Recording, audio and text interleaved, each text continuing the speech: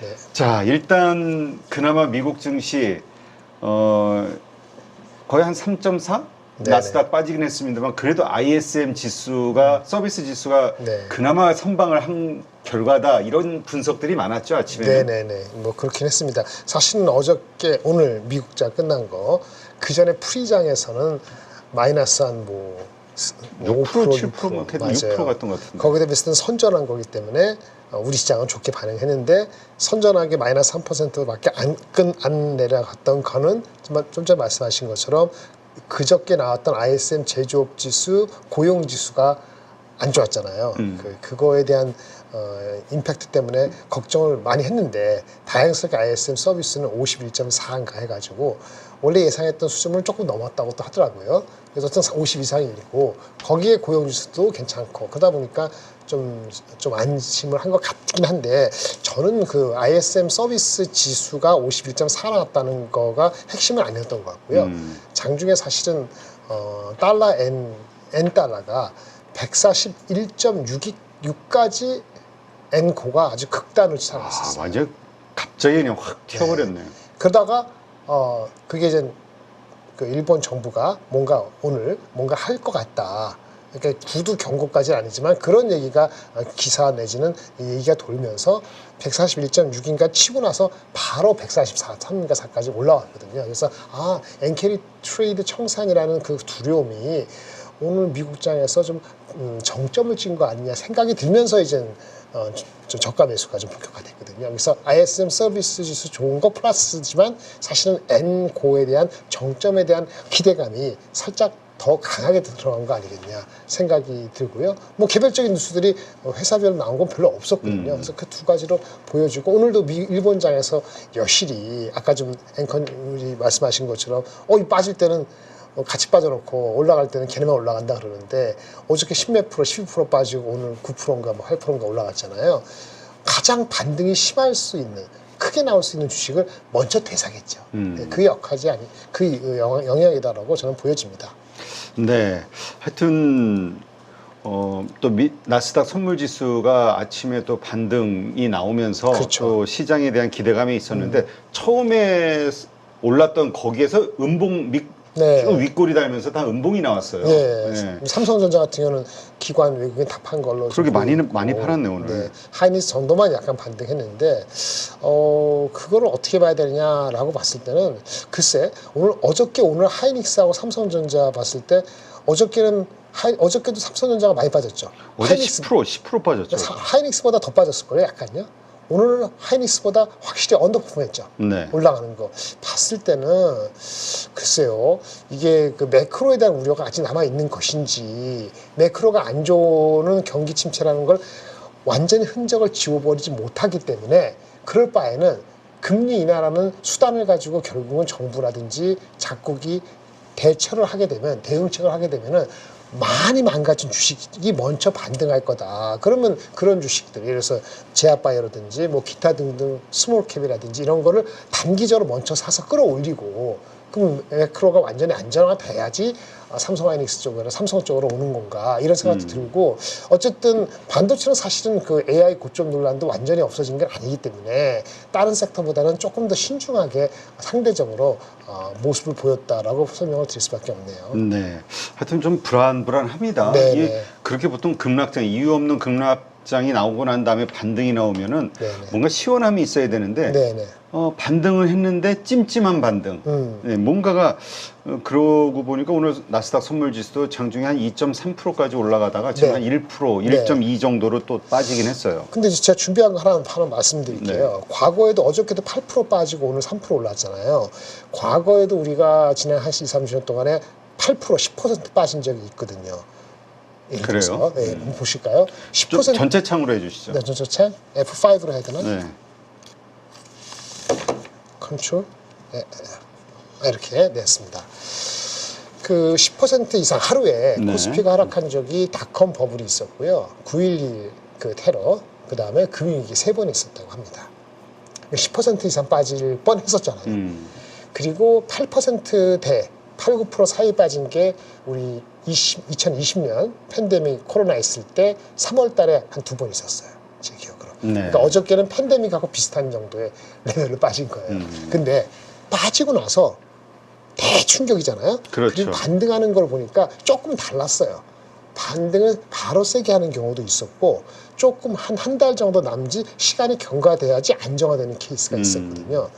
심플 얘기하면은 사람들이 어떤 그 사태에 대해서 분석하고 이해하고 첫 번째 이해하고요.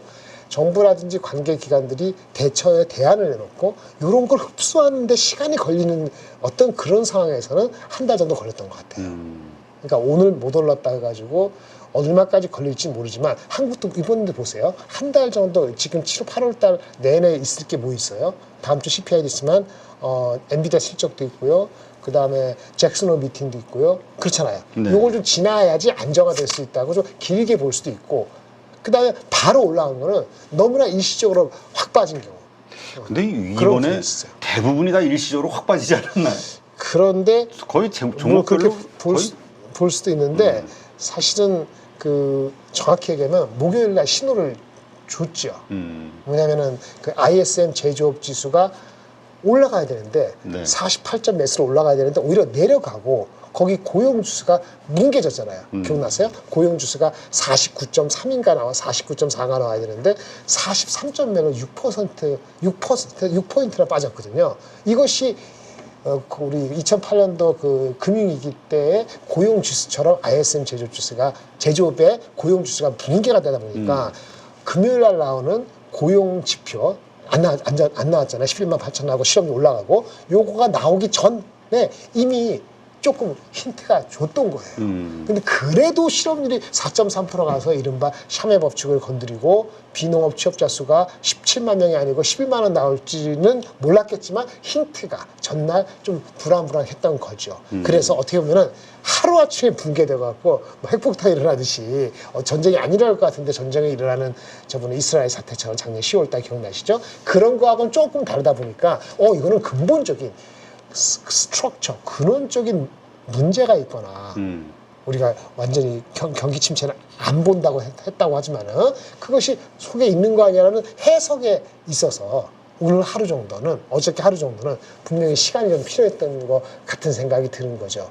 그게 이제 가장 중추적인 게 남아있다 보니까 우리 장이 아주 큰 주식 대비했을 때 어저께 내려간 거 대비했을 때는 못 올라오게 된 상대적으로 덜 올라오게 된 가장 큰 원인인 것 같고요. 아까 말씀드린 것처럼 우리가 경기 침체만 가져가면은 어저께 내려가고 오늘 반등을 어느 정도 하고 끝내야 되는데 N 캐리 트레이드의 부매량이라는 게 일본 쪽에서 컸잖아요. 네. 그러니까 일본부터 살려놓고 그 다음에 여유가 가져야 되기 때문에 한국이라든지 대만 쪽은 상대적으로 일본보다는 덜 빠지거나 아니면 그 임팩트가 적다 보니까 좀 이따 와, 나 이거 또 살리고 보겠어. 이런 식의 어떤 수급에 오늘 거만 보면 그렇게 해석할 여지가 있어 보인다. 이렇게 말씀드리겠습니다. 근데 일단 가장 큰 틀에서 많은 분들이 좀 고민하시는 지점이 이걸 것 같아요. 그러니까 지금 우리가 갑자기 잘 나가다가 갑자기 떨어진 건 아니란 말이에요. 어쨌든 조금 슬금슬금 빠지다가 조정을 받다가 확 밀린 건데 거죠. 예.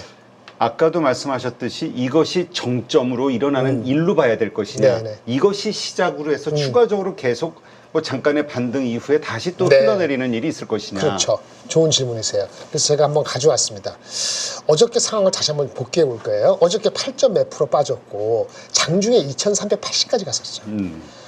저는 사실은 지난주 금요일까지 그 넘버 보기 직전 보고 직후에까지도 2,600 정도는 지킬 수 있다고 봤어요. 네. 왜냐하면은 경기 침체는 저는 샤메 법칙이고 뭐고 비농업 보고도 그것만 가지고 경기 침체를 믿는 건 저는 아직은 아니라고 생각을 했거든요. 그리고 7월 데이터에 약간 여러 가지 그 단기적인 요인도 있어요. 무슨 뭡니까? 그 태풍. 아, 태풍. 네. 미국에 지금 뭐 네네. 태풍 와가지고 또 난리던데. 그걸로 인해서 46만 명이라는 사람들이 제대로 일을 못했어요. 근데 46만 명 뭐 별거 아니지 않냐 그러는데 우리는 데이터를 모르는 거잖아요. 46만 명이지만 그 전에 쭉 보면은 그 전에 5만 명, 8만 명 대비했을 때 5배, 7배 정도의 많은 숫자가 일을 못한 거예요. 그게 일시적인 효인일 수도 있거든요. 그러니까 8월까지는 지켜봐야 된다는 생각이 들고 두 번째, 샤메 법칙 실업률이 4.3% 올라서 그 차이가 제일 낮은 거라 위라 최근에 실업률이 0.5%포인트 넘어간다. 샤메 법칙이다. 그러면 이제 경기 침체다 이렇게 얘기하잖아요. 근데 그 넘버가 맞다고 가정합시다. 정확히 4.3이 아니고 4.25인데 중요한 건 뭐냐면은 실업률을 높이는 거 어느 방송에서 하니까 내가 헷갈린다는데 헷갈리지 않습니다. 실업률이라는 것은 해고자. 그러니까 실업자가 생겨서 늘어나는 거가 일반적인 거로 알고 계시잖아요. 실제 과거에는 거의 70%의 기여가 실업자가 생겨서 된 거예요. 네. 그런데 최근에는 이 비율이 5대5가 됐어요. 5가 또 뭐냐? 구직 활동을 안 하던 사람들이 경제 참여 인구로 새롭게 들어오는 거예요. 왜? 그전에는 이제 정부에서 지원 많이 받아서 이게 돈을 펑펑 쓰는 거 아니면 일을 안 하고도 할 수 있었는데 그게 다 떨어진 거예요. 통계적으로 올해 6월 달 기준으로 평균적으로 안 그런 사람도 있겠고 섞여 있지만은 아직도 갖고 있는 사람도 있겠지만 평균적으로 5월 기준으로는 정부가 나눠준 지원을 가지고 하는 그거가 다 떨어졌다고 추산이 되고 있거든요. 그러면서 6월 달 시작, 7월 달 시작이 뭐죠? 아, 이제는 잡을 찾아 나서는 그러니까 기존에 다니고 있는 사람이 갑자기 잘린 게 아니고 원래부터 구직 활동 안 하는 사람이 하게 되는 이 비율이 최근에 와서 실업률의 반을 차지하고 있다는 거예요. 예전에는 한 20-30%였는데 과거에는. 그러면 이거 좋은 것도 좋은 건 아니지. 좋은 건 아니지만은 대부분의 실업에서 해고하는 사람, 그러면 지금 회사 다니고 있는 사람이 갑자기 잘리는 거잖아요. 그거는 경기 침체를 암시한다고 볼 수도 있는 건데 그거보다는 그거 못지않게 구인자가 늘었다는 거는 돈을 써가지고 다시 구인을 하는 거니까 이걸로 인해서 경기 침체라고 단정을 짓기는 조금 다른 패턴이 있다고 얘기를 하는 그러니까 거거든요. 일자리는 많다. 그러면 이제 구인자가 줄어야 되는데 구인자가 줄진 않았거든요. 구독자가 늘어서 그래서 이 실업률의 통계가 그렇게 나온 그 영향이 과거보다는 분명히 늘었다는 얘기도 있고 아까 태풍도 있고 그래서 제 결론은 뭐냐 제가 그래서 경기 침체 안 온다는 얘기가 아니고 그러하기 때문에 7월 8월 2번 정도는 최소한 봐야 된다라고 보서 저는 경기 침체를 30% 반영하면은 사람들도 그렇게 생각하면은 2,600원 지킬까 생각했는데 어제 내려갔다 오늘 올라온 거잖아요. 어저께 얼마까지 내려갔다고요? 2,380? 야, 어제 그러면 봅시다. 2,380 2,320이 어제 깨지나 저는 바라보고 있어요. 왠지 아세요? 2,320이 올해 네. 그러니까 미래 내년에 이익 보는 거 말고 올해 1분기나 작년 4, 4분기 올해 1분기 기준으로 지나간 과거가 이건 픽스된 거예요. 픽스된 북밸류 기준으로 PBR로 0.83배예요. 근데 0.83배면은 작년 10월 달에 우리 그 이스라엘 전쟁 났을 때 네네. 갑자기 그걸 맞는 거잖아요. 그때 저점이 0.83배였어요. 그래서 어저께 2,300 깨지면은 이건 완전히 침체 100%다. 저는 그렇게 생각했는데 그 근처 가려다가 마른 거예요. 그리고 어저께 결국 얼마 끝났죠? 2,441로 끝났잖아요. 2,441이 0.8, 한 7, 8배 되는 거죠. 여전히 침체 확률이 어저께 높죠. 네. 우리가 그 2008년도 2008년도죠. 2008년도에 그 금융위기 때 그 당시 저점이 0.87인가 0.89예요. 그러니까 어저께 저점이 그 금융위기 저점하고 비슷한 정도의 부패를 떨어진 거예요. 그럼 뭔 얘기죠? 그때 그 금융위기나 2008년도나 아니면 지난 10월 달에 전쟁에 일파만파 중동된다 이런 거는 뭐죠? 어떻게 보면은 금융위기나 이런 것들은 시스템 붕괴에 가까운 거거든요. 그럼 어저께 2,300 초반까지 내려간 그 주가가 시스템 붕괴를 반영했다 그러면은 다 반영한 거 아닐까? 라는 생각이 드는 거죠. 그러면 이제 2,500은 얼마냐? 이건 약간 높인데 2,500, 2,600 사이면 지금 여기 사이잖아요. 그러면 2,500이 PBR 0.9배예요. PBR 0.9배. 0.9배, 0.8배 거의 저점이죠. 네. 그러면 이 정도까지 가보는 거 아니야? 아직 경기 침체가 끝난 건 아니라고 보더라도 그래서 여기서 언저리 하고 있는 거라 이렇게 보는 거고 2,600이 되면 이건 높겠죠. 그러면 아마 0.9 얼마가 될 거예요. 1배는 안 되고 1배가 되려면 2,700이야.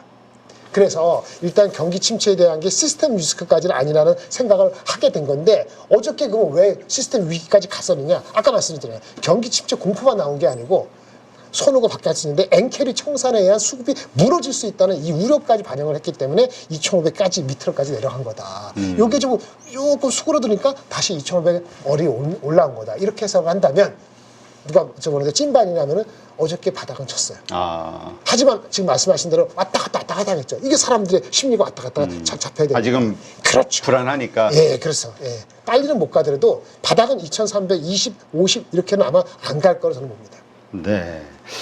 근데 사실 이게 섹터나 종목별로 좀 다르긴 합니다만은 특히 특히 반도체주를 포함해서 어제 예를 들어서 한 2, 3일간 빠진 거는 20%, 25% 빠졌는데 오늘 반등은 한 2, 3%밖에 못한 것들이 그렇죠. 허다해. 맞아요. 그럼 이거 어떻게 봐야 되지? 네네. 이거지 약세장 네. 그냥 이거 흘러내리는 모습으로 봐야 되나? 아니면 이유가 맞아요. 뭘까? 이 반도체 주식도 이제 대형주가 삼성전자가 못 가서 하시는 그런 거고 엄청 그저께 너무 많이 빠진 거예요. 이오 테크닉스 뭐 소부장제는 오히려 반등은 좀 세게 나오긴 했어요. 네, 그런데 이렇게 보시면 될 것 같아요. 경기 침체 다시 나갑시다. 경기 침체가 되면 가장 민감한 게 뭐죠? 경기 민감주죠. 그렇지. 어저께 많이 빠지고 오늘 올라간 거 주식이 자동차 아니면 IT 이런 거는 경기 민감한 주식이잖아요. 그런데 지금 이익 전망은 어떠죠? 내년까지 공고잖아요. 그러니까 12개월 선행 EPS는 상승 국면이거든요. 그런데 주가가 이렇게 갑자기 PBR만 PER 9배 이하 이렇게 떨어지는 경우는 2017년이 처음이에요. 7년 만에. 이 희한한 거죠. 그래서 걱정되는 거예요. 경기 침체가 후행적으로 확인되면은 지금 예측하고 있는 예측 자체가 맞을까? 나중에 바뀌지 않을까라는 생각을 갖는 거예요. 그래서 퀘션은 뭐냐? 지금 이익 전망이 1년 뒤에 바뀌면 시장은 신경 안 쓸 텐데 6개월 얼마죠? 올해 가기 전에 25년에 가기 전에 지금 7월 달에 예측했던 올해나 내년도에 반도체 포함해서 IT 경기 민감주에 대한 이익 전망이 굉장히 좋은데 그 전망이 고수될 수 있을까? 아니면 혹시 컷을 하는 분위기로 갈까? 이거에 대한 걱정이 남아 있어서 반도체 주식은 상대적으로 조금 이렇게 체크를 하는 것 같아요. 그런데 이것도 주가적으로는 어저께 바닥을 쳤다고 보는 게 한번 보시겠습니까? 이미 삼성전자 하이닉스 경우에 경기 침체가 뭐 내년에 오는데 내년 초부터 안 오고 내년도 말쯤 온다 합시다. 1년 뒤라면. 내년 말이나 내년 하반기에 영향을 미쳐서 그러면 실적이 내년 하반기하고 상반기가 다를 겁니다. 내년 상반기하고 하반기가 다르면 내후년도는 아주 개박살이 나겠죠. 그래서 26년이 삼성전자가 올해 한 45조, 내년에 50몇 조 보통 컨센서스인데 내후년에 30조로 올해보다 더 빠진다는 포캐스트 하나 있어요. 어떤 애널리스트가. 그렇게 되면 ROE가요. 네. 7%밖에 안 나옵니다. 그래요. ROE가 7%밖에 안 나오면 그 PBR을 얼마 줄 수 있을 것 같아요? 그걸 1.5배 줄 수 있어요? 안 주죠. ROE가 내려가는데 그렇지. 10% 이하면은 아마 1.2배, 3배 이상 못 줄 겁니다.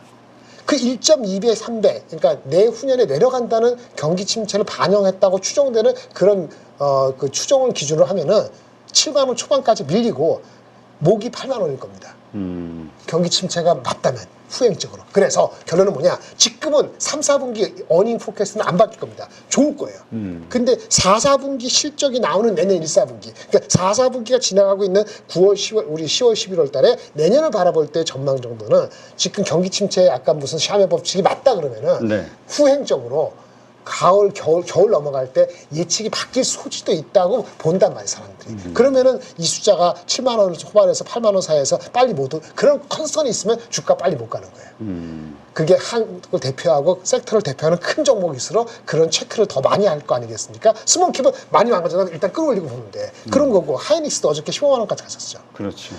이런 트렌드면 하이닉스가 올해 한 20조 초반 정도 이익을 보고 있죠. 얼마 전에 5조 나왔고 3분기는 더 7조 확실해요. 4분기가 비슷하다 하더라도 20 몇 조 나오거든요. 내년에 30조 나오고 20, 30조? 내후년도이잖아요. 10조밖에 안 나온다는 예측이 있어요. 그러니까 이익이 확 줄어드네. 올해 반도만. 그거는 경기 침체를 반영 안 하면 안 되거든요. 단순히 HBM이 삼성전자가 하이닉스가 싸운다 그래서 이게 폭락하고 이런 포캐스트만 가지고는 하이닉스가 10조, 삼성전자 30조 숫자가 내후년께 나오기가 어려워요. 그 경기 침체를 반영했다고 좀 보는 건데 그거 기준만 삼성 하이닉스 마찬가지로 ROE가 한 7, 8%밖에 안 나와요. 한 싱글 디지트밖에. 그러면은 이거 역시 아무리 HBM 프리미엄이 있다면 1.5배는 못 주는 거고 1.5배 아마 못 실 거고 1.2배까지 일단 추락할 수 있는데 1.2배 추락하는 것이 어저께 갔던 주식이고 1.5배 하면 18만 원 되는 거예요. 그래서 경기 침체에 대한 컨선이 임팩트가 워낙 큰 게 IT 반도체이기 때문에 이거로 인해서 9월, 10월 달까지 가면서 실적에 대한 게 전망이 꺾이지 않고 올라갔을 때 드디어 8만 원 다시 회복하고 드디어 20만 원 다시 회복하고 이런 그림이 그려지는 건데 지금은 그거를 확신하기는 어렵다고 보는 거죠. 그렇군요. 사실 또 그렇게 보면은 지금 그러니까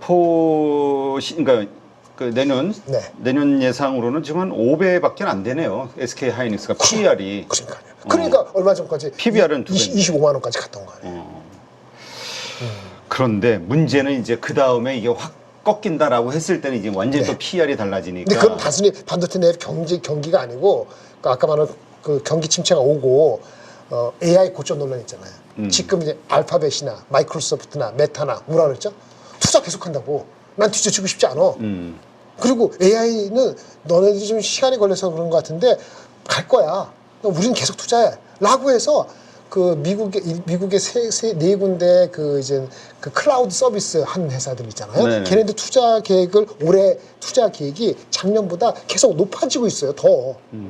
그건 뭐냐? 지금 투자 계속하겠다는 건데 그거는 경기하고 좀 이상하잖아요. 근데 진짜 경기 침체가 일어나면 내년도에 경기 침체가 일어나면은 걔네들도 내년 하반기에는요 투자 계획이 지금의 고공이 바뀔 수도 있다는 생각을 할 수 있는 거거든요. 그래서 갑자기 확 줄일 수 있지. 네. 지난번에 우리 메타가 그랬잖아요. 메타 메타란다. 아니고. 메타버스. 메타버스. 메타버스에 관련된 투자 애플도 갑자기 확 줄여버리고. 그렇죠. 뭐 자동차와 관련 네. 전기차 뭐 이런 쪽도 그냥 확 사업부 없애버리고. 그렇죠. 그래서 이거에 대한 솔루션은 애플하고 엔비디아밖에 없어요. 엔비디아가 오더 받는 거잖아요. 이번에 블랙웰도 잡소리가 나오긴 하지만 그런 것들이 해결되면서 8월 말에 실적 잘 나오는 게 첫 번째고 두 번째는 하나 더 있어요. 애플. 벅셔가 팔았다고 올해 상반기에 다 많이 팔았다고 하시는데 그게 중요한 게 아니고 온 디바이스 AI 휴대폰이 사람들한테 어필되는 게 이제 본격화되잖아요. 네. 아직 못 보셨잖아요. 그러니까 8, 9, 10월, 11월 올해 가면서 애플을 위시로 한 온디바이스 AI가 유용성이 있어야 되는데 그게 만약에 유용성이 떨어진다면 내년 기획에 대해서 고점 논란이 또 나올 수도 있고 그게 마침 만약 경기 침체랑 연관이 되면은 내년 상반기까지 실적이 좋아지는 게 보인다 하더라도 바로 다음 거를 미리 앞당길 수 있기 때문에 올해 4, 4분기나 내년 넘어갈 때의 넘버는 누구도 자신할 수 없다. 이게 비관론의 핵심 줄거리거든요. 그것 때문에 이슈가 되는 거예요. 그러나 꼭 그렇게 될지 안 될지는 가봐야지 가봐야 아니까. 되는 거죠. 이거는 근데- 이제 비관론이니까. 근데 비관론인데 어저께 아까 말씀드렸는데 주가가 이미 그거를 반영했다. 15만 원하고 7만 원 갔을 때가 반영이 됐다는 거예요. 그런 우려가 한꺼번에 반영되니까. 근데- 반등을 하는 거지. 근데 문제는 그거를 진지하게 받아들이느냐 마느냐에 따라서 대응이 달라지니까. 그럼 이제 뭐 상방이 막혀 있는 거잖아. 그걸 믿는다 그러면 다들 다시 20만 그렇죠. 원만 가면 팔아야지. 맞아요. 뭐 이런 게 이게- 그래서 단기적으로는 삼성전자 하이닉스나 그런 그 테크 반도체 주식이 아까 엔비디아나 애플의 그런 큰 매그넷 이게 뭐죠? 걔네들이 끌어나가는 게 계기가 없으면은 스스로 실적이 지금 3분기 잘 나온다 이것만 가지고는 한계가 있다. 그래서 오버웨이스 세게 할 단계가 바닥을 쳤더라도 안 된다. 상대적인 섹터의 어떤 뭐죠? 선호도가 지금 당장은 바닥을 치고 올라온다 하더라도 그걸 이거 반도체가 먼저 투자했어요라고 부르줄 사람이 별로 없는 거예요. 지금 3분기 실적이 아무리 좋아도 그게 주가의 드라이버가 아니기 때문에. 참 이런 거 보면은 참 그래요. 삼성전자도 좀 보면은 야 진짜 억울하죠. 음. 갖다 친다고. 자, 이 동감이에요. 삼성전자 주주들 아니 얼마나 속상하겠어. 아니 빠질 때는 15% 이틀 그러니까요. 동안 예, 빠져버리고 예. 찔끔 1.몇 프로? 1.몇 프로. 네. 야. 근데 똑같이 머리를 굴리기 때문에 기관하고 외국인들이 다른 것 사기 위해서 이거 판 거예요. 근데 지금 말씀하신 거 보면은 삼성전자의 영업이익이 30조 그렇게 유지가 된다라는 측면으로 봤을 때는 HBM의 이것이 네. 아무래도 기대가 떨어진다는 얘기인데 오늘 오른 거 보면은 HBM주 반도체주들은 그래도 좀 나름 선방한 것 같아요. 이 레거시 쪽이 다 삼성전자와 관련된 이런 레거시 쪽이 좀 안 좋은 것 같고 HBM이 많이 빠졌어요. 많이 빠져서 그렇다. 이유 테크닉스고 합비반도체고 뭐 많이 이수 패턴 많이 빠졌기 때문에 반등이 셌다기보다는 어느 정도 체면 세우시려고 반등한 거죠. 예. 참 어렵네요. 이제 결국 AI에 대한 의심이 네네. 사람들에게 생긴 건데, 그렇죠? 그렇죠. 예전에는 무시해 버렸는데 네네. 무슨 소리야 그냥 사면 돼 이랬는데, 그렇죠. 그리고 거기에는 계속 우리가 얘기가 있었잖아요. 이거 나오고 나면은 뭐 로봇도 그렇고 자율주행 쪽도 그렇고 계속해서 AI가 활용될 수밖에 없다. 경기 좋을 때 얘기예요. 의심의 여지가 없어요. 그 시장의 앞으로 확장성은 그대로지만 그렇죠. 그거를 지금 스케줄대로 빠르게 진행할 수 있느냐의 그렇죠. 이 돈 문제는 다르다. 다른 문제죠. 아, 그거를 비전이 줄어드는 네. 게 아니라. 누가 그거를 뭐 AI도 2차 전지랑 비슷하게 캐즘을 맞이했다라고 평가를 하는 것도 그런 거를 한 포인트만 따지고 보면 그렇게 볼 수도 있는 거죠. 그렇군요. 자, 그렇다면 지금 AI 네네. 엔비디아. 네네. 엔비디아의 지금 주가의 밸류에이션 그리고 네네. 움직임을 어떻게 봐야 될까요? 이 기술적으로 이젠 어저께 장중에 10% 넘게 빠졌거든요. 막판에 끌어올려서 6% 빠진 건데 아마 고점들이 거의 30% 빠졌을걸요? 조정이죠. 제가 착각하는데 엔비디아 실적이 8월 28일 아닌가요? 28일 하여튼 8월 저도 한 하순 정도로 기억이 되는데 갑자기 누가 8월 15일이라는 색깔이는데 어쨌든 실적 발표될 때 실적은 잘 나와야 됩니다. 5, 6, 7월 달이니까요. 5, 6, 7월 달 분기가 8월 언제 발표되는 거거든요. 그리고 더 중요한 건 8, 9, 10월 달 가이던스죠. 더 중요한 건 AI 고점 논란에 대한 코멘트죠. 이게 다 들어봐야지 엔비디아 주가도 알 수 있는데 이미 기술적으로나 그 센티먼트적으로 한번 꺾였기 때문에 반등 왔다 갔다 하더라도 전고점으로 바로 가기에는 이번 실적 발표될 때까지는 쉽지 않죠. 근데 일단 찜찜한 게 네. CEO 우리 팔았죠. 이 몇 억 주식을 팔았다는 거 5천 원 팔았나? 이게 대부분 그때가 고점이었거든요. 네. 지나고 보면 맞아요. 이게 찝찝한 거예요. 맞아요. 다음부터는 CEO가 팔면은 같이 파세요. 그러게 이제 그거 그냥 확률적으로 그 사람이 틀릴 수도 있는데 아니, 자기도 찝찝하니까. 근데 또 그거에 좀 그 애매한 게 우리 한미반도체 같은 경우는 우리 네. 부회장님이 샀는데 물리잖아. 그 틀렸지. 그러니까 아니 그러니까 그만큼 자신감이 있다라고 네. 우리가 시장에서 또 볼 수도 있는데 네. 근데 문제는 결국 그렇죠. 이게 결국은 하청업체니까. 근데 제가 말씀드릴게요. 지금 오늘도 말씀드리는데 주가가 좋은 거는 천천히 반영되고 나쁜 거 찝찝한 거는 한꺼번에 반영되는 거예요. 그 살 때는 분할 매수해야 되고 찝찝하거나 감이 이상할 때는 뭐 눈치 좌고 우면 하지 말고 바로 버리는 게 맞아요. 기관 투자가는 그렇게 못하죠. 남의 돈을 메꾸겠는데 느낌이 이상하다 해서 포트를 갑자기 제로로 만듭니까? 그랬더니 그 난리가 나는 거거든요. 근데 개인이 할 수 있잖아요.